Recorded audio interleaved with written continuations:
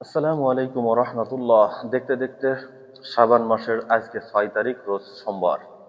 আপনি কি জানেন এই দিনে 24 ঘন্টার মধ্যে আল্লাহর দুটি নাম আছে, যে দুটি নাম যদি আপনি সঠিকভাবে আমল করতে পারেন আপনার জীবনের সমস্ত গুনাহ মাফ হবে। আপনি যত বড়ই পাপী হন না কেন আল্লাহ আপনাকে মাফ করে দিবেন।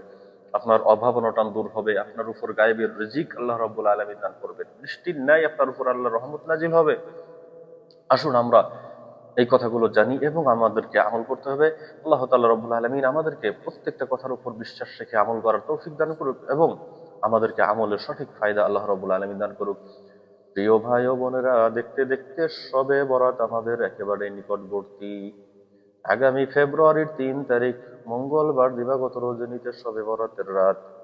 এখনো আপনি জানলেন না যে কোন আমল করলে এই শাবান মাসের 6 তারিখ রোজ সোমবারে কি আমল আছে, কি আমল করলে জীবনের সমস্ত গুনাহ আল্লাহ মাফ করে দিবেন।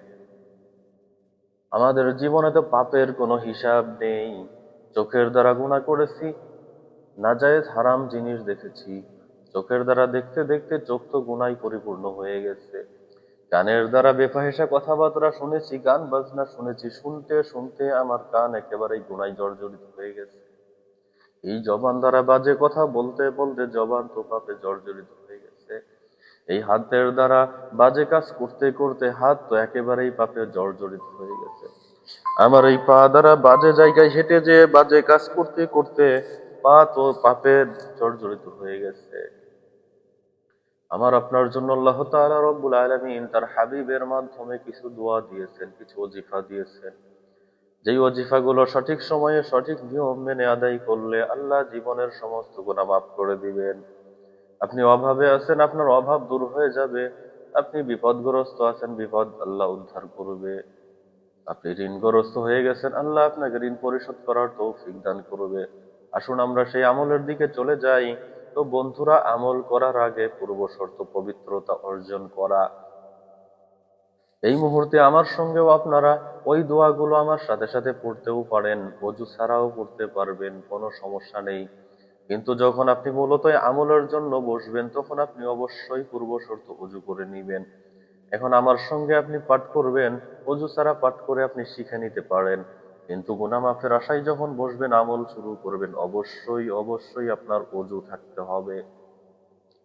প্রিয় ভাই ও বোনেরা, অজু যদি আপনি জেনে না থাকেন, আমার এই চ্যানেলের মধ্যে আপনাদের জন্যই প্র্যাকটিক্যাল অজু শিক্ষার ভিডিও দেওয়া আছে, ভিডিও দেখে অজু শিখে নিবেন। আমার সঙ্গে একটু তওবা পাঠ করেন, যেহেতু গুনাহ করেছেন, পাপ করেছেন, পাপ ছাড়া কোনো মানুষ নেই, গুনাহ ছাড়া কোনো মানুষ নেই।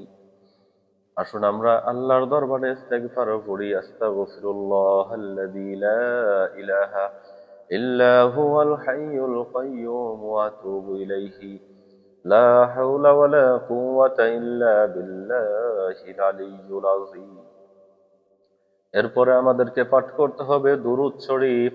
আল্লাহুম্মা সাল্লি আলা মুহাম্মাদিন ওয়া আলা আলি মুহাম্মাদ কামা সাল্লাইতা আলা ইব্রাহিম ওয়া আলা আলি ইব্রাহিম ইন্নাকা হামিদুম মাজিদ।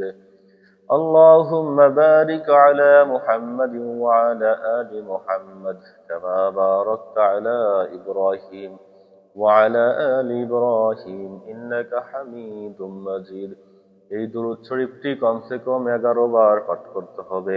প্রিয় দিনী ভাই ও বোনেরা, যদি আপনার এই দুরূদ জানা না থাকে, অনেকেরই জানা নেই, সেই ক্ষেত্রে আপনার জন্য হাদিসের মধ্যে আসছে আপনি পাঠ করবেন সাল্লাল্লাহু আলাইহি ওয়াসাল্লাম, সাল্লাল্লাহু আলাইহি ওয়াসাল্লাম, সাল্লাল্লাহু আলাইহি ওয়াসাল্লাম।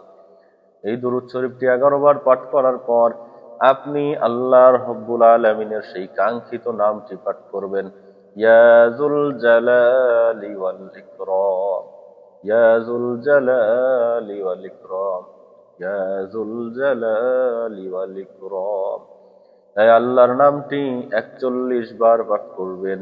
পাঠ করার পর আবারও দুরূদ শরীফ 11 বার পাঠ করবেন।